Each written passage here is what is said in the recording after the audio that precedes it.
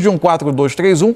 Hoje o Everton Araújo, a gente tem até o desenho do campinho do Flamengo. Para mim, pelo menos eu lia o Flamengo em boa parte do primeiro tempo, especialmente, como um desenho de Everton Araújo como o primeiro volante, De La Cruz e Paquetá dividindo as funções de meio-campistas. Quando o Flamengo precisava fazer uma saída, quisesse fazer com 3, eventualmente o Everton Araújo era quem baixava para fazer essa construção. Os laterais não eram tão profundos assim no primeiro tempo, né?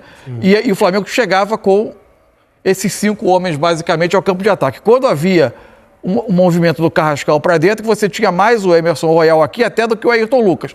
No segundo tempo, vou até tirar a marcação aqui do Everton Araújo, do De La Cruz, do Arrascaeta, ele passa a ter com mais um pouco de frequência. Aí eu acho que também já com uma preocupação física, de se precaver um pouco mais, um período em que estão os dois lado a lado, e a gente viu mais passagem do Ayrton Lucas por aqui, porque tinha um espaço para jogar nesse setor, e foi por aqui que saiu, inclusive, o cruzamento do Ayrton Lucas para o gol. Bom, com tudo isso, eu acho que o Flamengo conseguiu combinar um controle do jogo. O Flamengo dividiu posse com o Cusco, o jogo terminou próximo dos 50% para cada lado. 49. Muita opção de passe próxima. Acho que essa questão dos 2 meias facilitou, inclusive, o Paquetá no primeiro tempo. Acho que ele teve uma participação das melhores dele. Gostei muito do Paquetá hoje também. De desempenho pelo Flamengo. E uma coisa que é impressionante, né? Na altitude, a essa altura da carreira, o Bruno Henrique fez uma partida impressionante em termos de o que ele correu, o que ele deu de alternativa em profundidade. Agora que é o seguinte, ele tem algo que a maior parte dos jogadores não vai ter e não tem e nunca vai ter, que é estrela. Tem também. Ele é um jogador, vocês podem achar o Bruno Henrique que não é um grandíssimo jogador, que ele já não está mais no auge, que perdeu um pouco do gás. Você pode achar 1000 coisas sobre o Bruno Henrique, mas o que não dá para discordar é o que esse cara tem de estrela. Porque ele é decisivo. Ele é decisivo, Exatamente. Ele é um jogador que tem gol, ele tem velocidade. A idade dele, Mansur, ele dá arrancada. Teve uma no primeiro tempo que ele saiu pela esquerda. A lesão que ele teve, como ele voltou. É inexplicável. É inexplicável. É um caso para ser explicado. 35 realmente. É isso. E 35 anos, a velocidade, a explosão muscular que ele tem não é normal, né? Não é normal. É impressionante. Ele jogador que não dá para se desprezar. Ele estava dando jamais. pique no final do segundo tempo, pouco antes. Ele sai porque ele dá um pique e ele escora na placa assim. E a também, né? Ele tá sem jogar, né? Também, né? Tô até checando aqui o 90 minutos Exatamente. no jogo na altitude. Ele saiu com 85. Estava checando aqui o tempo 90, exato. Né? Quase 90. Não, porque teve o acréscimo do primeiro tempo, enfim. E esse posicionamento que o Mansur trouxe, especialmente no primeiro tempo, o Flamengo causou muita dúvida ao número 88, o Diego Souto ali. Aqui, ó, marcado. Justamente através desse posicionamento que o Mansur citou, esse espaço que está ali entre o Bruno Henrique, o De La Cruz e o Plata, o Flamengo conseguiu encaixar passes por dentro ali, conseguiu, através desse passe por dentro, conseguir ter um domínio e um controle muito grande do jogo. Desculpa, Ramon, acontecia muito, por exemplo, como o Carabarro era um meio um pouco mais ofensivo, esses 2 homens aqui, ó, traindo esses meias, Exatamente. houve momentos em que o De La Cruz carregava o Souto e esse passe entrava direto aqui. Exatamente. Então o jogo acontecia demais nesse entre linhas do Cusco. Tinha muito espaço. Tinha muito espaço. Ficava o Plata por dentro, o Paquetá por dentro e o Carrascal por dentro. Isso. Eram 3 nas costas de um, às vezes 2. Exatamente. E até colocando os 3 aqui nesse espaço aqui. E o Bruno Henrique, que esse cara chato, entre aspas, que fazia essa diagonal curta, e todo mundo sabia que é muito perigoso, se houvesse a possibilidade ele faria, a linha de 4 ficava postada. Isso, não deu nada pra frente, né? Ficava com medo de andar, de saltar um jogador e ele conseguir aproveitar esse espaço. Então o Flamengo teve um espaço ali para jogar. O gol do Flamengo nasce exatamente desse espaço.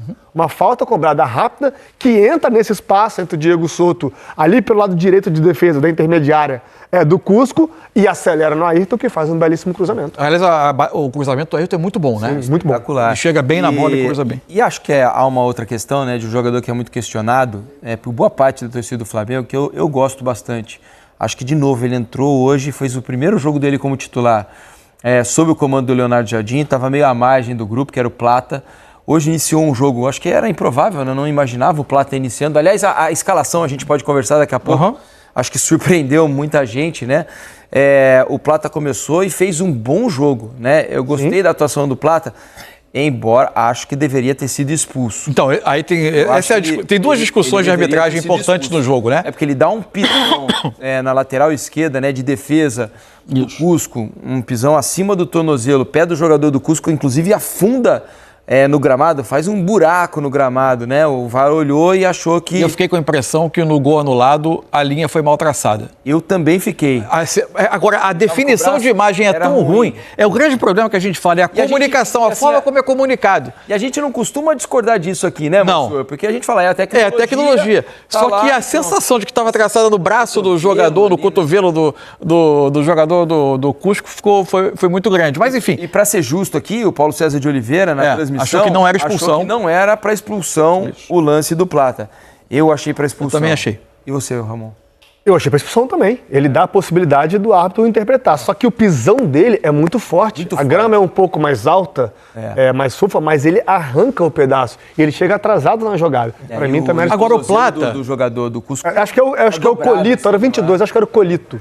Sofreu o pisão. O Plata, claramente houve alguma questão disciplinar, não era uma escolha meramente técnica. A entrevista do Léo Jardim anterior antes do fim da... Você acha que não era só técnica? Não era... Não, quando ele fala em questão de integração, para mim a questão fundamental era alguma questão ou disciplinar, de convivência, de relação, enfim. Campo também. E ele entra nos minutos finais contra o Santos. Sim.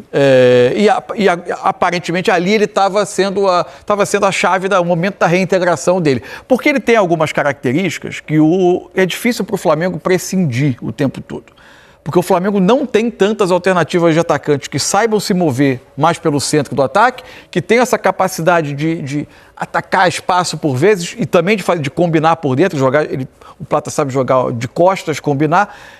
É um jogador que nem toda a torcida morre de amores por ele, mas eu acho que ele tem algumas características que não sobram no elenco do Flamengo. E hoje a minha sensação era que o Leonardo Jardim queria ter esses jogadores que incomodassem a última linha do Cusco, que tivessem sempre sendo uma ameaça de uma corrida às costas e que permitissem ao Flamengo manter essa rédea do jogo com os meias com um pouco mais de espaço para jogar. Então, naturalmente, dentro do que é o elenco do Flamengo e o elenco de atacantes do Flamengo, é melhor para o Leonardo Jardim ter o Plata, ele soluciona algumas questões por vezes. Mas fez um bom jogo, né, Ramon? O Plata? Fez um bom jogo, assim, eu acho que a escalação, não sei se vocês concordam ou não, eu achei muito acertada por parte do Leonardo Jardim. Porque mas inesperada, foi uma... Não, inesperada. Surpresa, né? Porque quando não começa Arrascaeta e Pedro, passa a ser inesperado. Exato. Mas é adaptado ao contexto, né? Perfeito, porque ele tem o controle do meio campo. Com o De La Cruz tem um passe muito bom, né? O De La Cruz não tem sequência no Flamengo por questões físicas,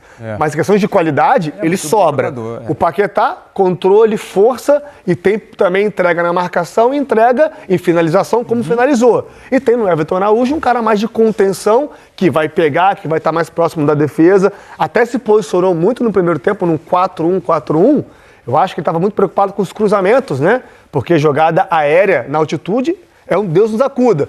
Para ele ser esse quinto elemento, para entrar próximo dos zagueiros quando essa bola chegasse dos lados. Acabou que não aconteceu tanto. O Flamengo, no primeiro tempo, de 4 duelos aéreos, ganhou os 4. O Flamengo se posicionou defensivamente muito bem e ganhou os duelos muito bem. E teve no ataque um ataque mais leve, justamente por isso. Para ter o jogo do entre linhas, com Carrascal, Paquetá e Plata muito forte, e ter com Carrascal e Plata, somado ao Bruno Henrique, esses ataques ao espaço, ao meio espaço, à profundidade. O Bruno Henrique, ele sofre uma falta, eu acho que por causa dessa falta recebe o cartão amarelo o defensor do Cusco, porque ele domina na intermediária e dá um tapa, que se não é falta, ele é lá dentro do gol. Justamente pelo entendimento do contexto do Jardim, de querer um time mais leve na frente, que tivesse mais poderio físico para atacar os espaços. Curioso que você identificou, por exemplo, nessas mudanças, eu fiquei imaginando o porquê das trocas. Se havia um certo privilégio para o Campeonato Brasileiro, né, pensando que tem um clássico Fla-Flu no final de semana, né? Eu acho que também pesa, né? Mas tem o contexto o tipo de jogo. É isso que eu queria saber, se foi... porque eu confesso, a primeira coisa que me veio à cabeça quando eu vi a escalação, eu pensei menos nas características do jogo e pensei, acho que ele está pensando no Campeonato Brasileiro, tem um clássico, ele sabe que ganhar fora de casa na altitude, às vezes pode ser um resultado que seja menos importante, nem descartável, Mas é algo que todos os A adversários gente já viu vão times enfrentar e brasileiros vão ter estrearem dificuldades. na altitude, colocarem reservas para tentar cuidar das tarefas Exato. domésticas e depois... Então eu imaginei que talvez a escalação tivesse mais a ver com o clássico do que com as características do jogo em si, mas você enxergou de maneira eu diferente. acho que teve muita influência do Mas tipo eu de pensando, jogo tem que ele razão. pensava. Eu tô com o Mansur, pensei assim também. A gente falava ontem, né, Mansur, que um jogo desse tipo na altitude era para ter um controle de jogo e, esporadicamente, umas transições, uns ataques. E essa escalação... A gente raramente viu. Uma escalação muito física, A gente né, raramente viu o Flamengo permitir que o jogo ficasse descontrolado com a bola viajando de um lado a outro e a defesa tendo que correr para trás o tempo todo. A grande surpresa da escalação, para mim, não a forma, a ideia de jogo, ela parece aquela que é mais ou menos uma fórmula que os times tentam colocar na altitude. Em termos de nome, para mim, a grande surpresa foi o De La Cruz. Porque o De La Cruz tem um histórico identificado no próprio Flamengo, de que ele tem um histórico de mal-estar em altitude, de não ter conseguido completar partidas. E ele fez um ótimo jogo. O detalhe é que é o seguinte, não é só não completar partidas, às vezes ele nem Não viaja. jogar, não viajar. Isso. Aconteceu O próprio Flamengo. na altitude. Isso. Ele não está machucado, nada disso, mas ele não viajou porque tinha esse relato, esse, entre aspas, problema. Isso. E tinha relatos de que ele tinha se sentido mal em experiências anteriores. E ele acabou sendo titular e acho que foi muito bem no que se propunha para o jogo e no que era a tarefa dele no meio, também jogou muito bem. O Flamengo fez um belo jogo, né? Assim, foi um bom jogo. No o Flamengo teve alguns momentos do jogo de alguma instabilidade defensiva. Acho que a altitude sempre precisa pesar. Tem um momento, especialmente o início, em parte do segundo tempo, em que um pouco antes e um pouco depois do primeiro gol do Flamengo, que tem algumas oportunidades, inclusive o lance do gol anulado. Mas no todo o Flamengo fez um jogo bastante controlado, tanto terminou o jogo com 19 finalizações contra 8 do adversário, ou seja, foi muito mais presente no campo de ataque. Convido vocês aí de casa a participarem com a gente, tá bom? Por meio da